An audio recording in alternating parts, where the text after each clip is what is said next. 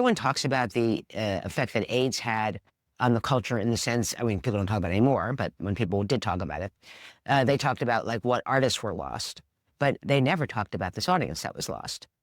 When people talk about like, why was New York City Ballet so great? Well, I mean, it was because of Valentine and Jerry Robbins and people like that, but also that audience was so, I can't even think of the word. I mean, Suzanne Farrell went like this instead of this. That was it. She might as well just kill herself. There would be like a billion people who knew exactly every single thing.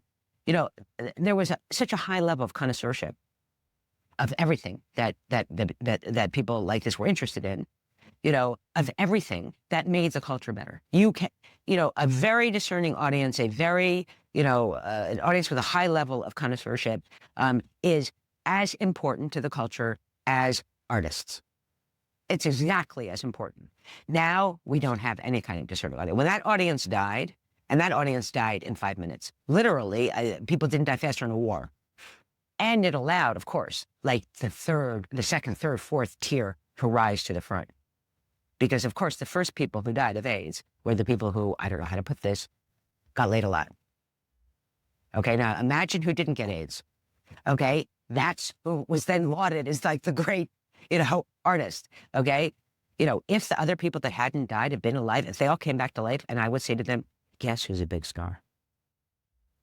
Guess who has a Sean brother? Guess who's like a famous photographer? Yeah, they would like fall on the floor. Are you kidding me? Because everyone else died. Last man standing.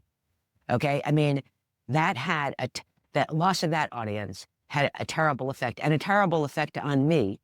By which, not just a sad personal effect on me, but a terrible effect on me because everything has to be broader. I mean, I don't do that, but everyone else did, everything has to be more blatant, more on the nose, broader, because obviously they're not going to pick up little subtleties.